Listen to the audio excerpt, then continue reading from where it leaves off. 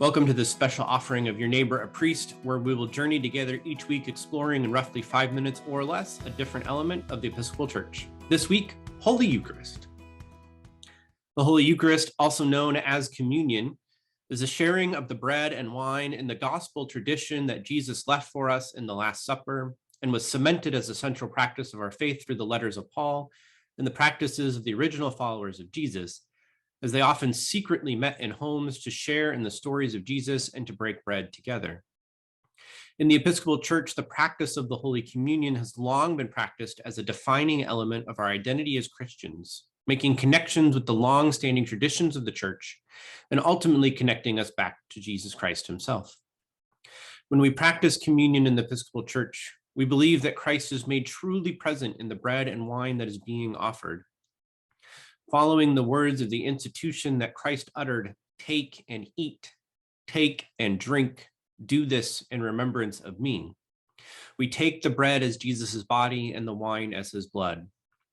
And these are not merely symbolic terms, for a true transformation occurs in this practice wherein Christ is known wholly and fully in the form of bread and wine. Now, we do not exactly believe that the bread and wine literally become the flesh and blood of Christ, which is also known as Consubstantiation, which is the prevalent belief in the Roman Catholic Church. But we in the Episcopal Church also do not believe that our practice of communion is held solely in this moment of worship, wherein the body and blood and bread and wine coexist with one another. This is also known as consubstantiation, which was the practice taught by Martin Luther in the early Reformation churches. As Episcopalians, we exist somewhere in the middle of these two prevalent theologies, again finding a via media or middle ground, upon which we find a certain stability in our practice that creates many avenues for all to come and worship with us, finding our own connection to God within the context of the communal body worshiping together that we call a congregation, which makes up a church.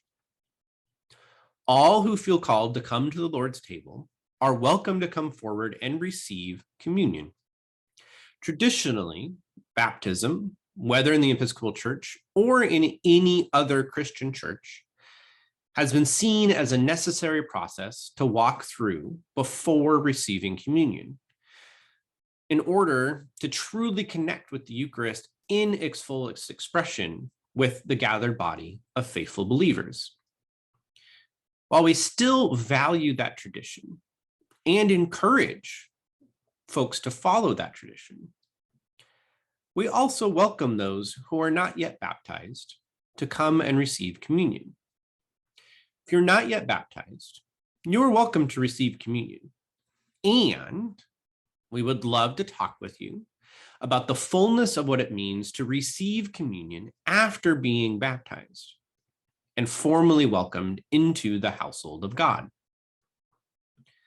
When you come to the altar table or rail of an Episcopal church, you will receive consecrated, that is, specially blessed by a priest or bishop, bread, either in the form of a communion wafer or a piece of unleavened bread prepared by a parishioner, with most churches also offering a gluten-free option for those needing that. And you also receive consecrated wine that is offered from a common cup, or as we call it, a chalice. The common cup is an important piece of our offering of communion, as it speaks to the reality that we are all called to come to the table in community with one another, to humble ourselves before God, to access God through the same means, the same vessel as our neighbor, regardless of any differences we may possess.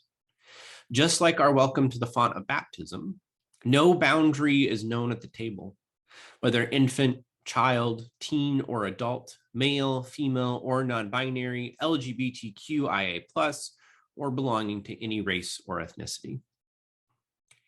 Receiving communion in one kind is seen as receiving communion in full. So if you feel the need to pass on the cup for whatever reason, know that you still have received the fullness of Eucharist. We look forward to welcoming you to the Lord's table, to share in the meal with us, to remember the promise of Jesus Christ, and the connection we have to one another and God through this practice. Thank you for joining me this week as we've explored what Holy Eucharist is and means for the Episcopal Church. I hope you'll join me next week as we explore what liturgy is. Until then, may God's blessing be with you, and know that my door is always open if you have more questions. Just drop me an email at nic@sslv.org, and we can find a time to meet, share a cup of coffee or tea, and talk more about this church that I love.